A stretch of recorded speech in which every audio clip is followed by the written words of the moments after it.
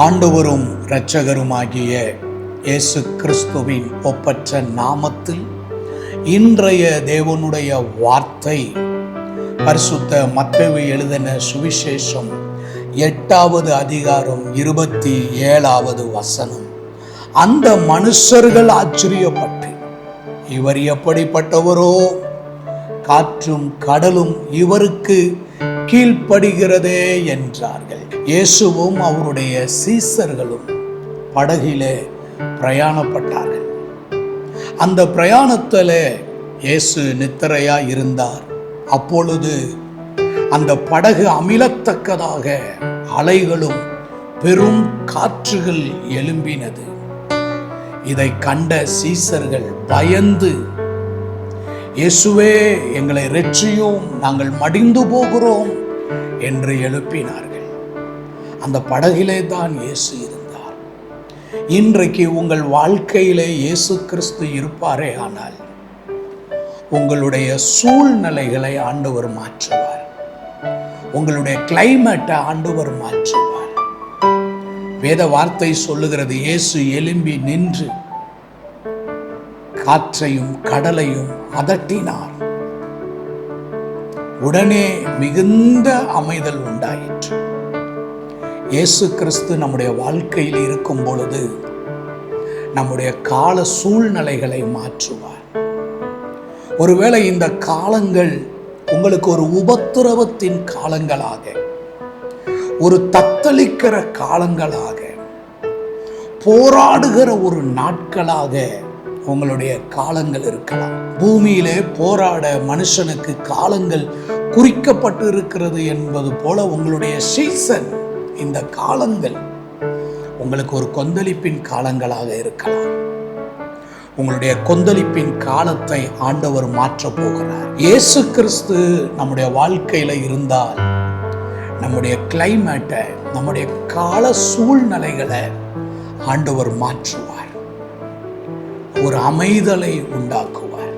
இயேசு கிறிஸ்து எங்கெல்லாம் இருந்தாரோ அங்கே இருந்த கிளைமேட்டை ஆண்டவர் சேஞ்ச் பண்ணினார். கானா ஒரு கல்யாண வீட்டிலே இயேசு கிறிஸ்துவும் அவருடைய சீசர்களும் அழைக்கப்பட்டிருந்தார்கள். அங்க ஒரு கிளைமேட் இருந்தது. திராட்சை ரசம் குறைவுபட்டு இருந்த ஒரு கிளைமேட் இருந்தது. அங்க இருந்த ஒரு காலம், ஒரு பற்றாக்குறையின் காலம் இருந்தது. இயேசு அங்கு இருந்ததினால் அந்த வீட்டுக்குள் இருந்த அந்த குறைவு என்கின்ற கிளைமேட்டை, திராட்சை ரசம் குறைவுபட்டு விட்டது என்ற அந்த கிளைமேட்டை ஆண்டவர் மாற்றி எல்லாரும் ருசி பார்க்கிற அளவுக்கு அந்த குறைவுபட்ட கிளைமேட்டை ஆண்டவர் மாற்றினார். அந்த குறைவை நிவர்த்தி செய்தார். ஒரு அற்புதத்தை செய்து கிளைமேட்டை ஆண்டவர் மாற்றினார்.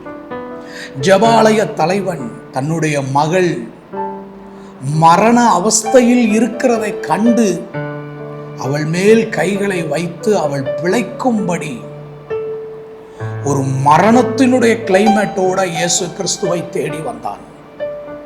இன்னும் கொஞ்ச நேரத்தில் தான் பிள்ளை மரித்து போய் விடுவாள். ஒரு மரணத்தின் வாசனை அவனுடைய வீட்டுக்குள் வீச போகிற நேரத்தில் இயேசுவை தேடி வந்தாள்.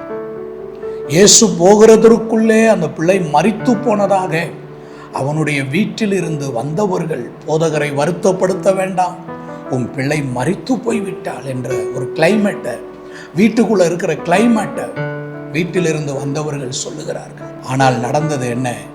இயேசு கிறிஸ்து இதை கேட்ட உடனே, பயப்படாதே, விசுவாசம் உள்ளவனாய் இரு என்று சொல்லி அந்த வீட்டிற்கு சென்று மரித்து போன அந்த பிள்ளையை உயிரோடு எழுப்பி கிளைமேட்டை, அந்த சூழ்நிலையை ஆண்டவர் மாற்றி தந்தார். கர்த்தருடைய செய்கை எப்படிப்பட்டது? நம்முடைய கிளைமேட்டை மாற்றும், நம்முடைய சூழ்நிலைகளை மாற்றும். மரணத்தின் வாசனை வீசின அந்த ஜெப ஆலய தலைவனுடைய வீட்டிலே இப்பொழுது ஜீவனுக்கு ஏதுவான வாசனை வீச கண்டது. கானாவூர் கல்யாண வீட்டில் குறைவு என்கின்ற அந்த கிளைமேட்டை ஆண்டவர் சேஞ்ச் பண்ணி நிறைவை தந்து, அந்த ரசத்தை ருசி பார்த்தவர்கள், எந்த மனுஷனும் முன்பு நல்ல ரசத்தை தருவான், ஜனங்கள் திருப்தி அடைந்த பின்பு ருசி குறைந்ததை தருவான். நீரோ இதுவரைக்கும் நல்ல ரசத்தை வைத்திருந்தீரே என்று ஒரு நல்ல கிளைமேட்டை ஆண்டவர் அங்கே தந்தார். இன்றைக்கு ஆண்டவர் உங்களுடைய வாழ்க்கையில் நல்ல காலநிலைகளை தருவார், நல்ல நாட்களை தருவார், சந்தோஷத்தின் நாட்களை தந்து உங்களுடைய கிளைமேட்டை ஆண்டவர் சேஞ்ச் பண்ணுவார். சஞ்சலமும் தவிப்பும் இருக்கிற கிளைமேட்டை ஆண்டவர் சேஞ்ச் பண்ணி நித்திய மகிழ்ச்சி உதிக்கின்ற ஒரு கிளைமேட்டை ஆண்டவர் உங்களுடைய வாழ்க்கையில தந்து உங்களை ஆண்டவர் ஆசீர்வதிப்பார்.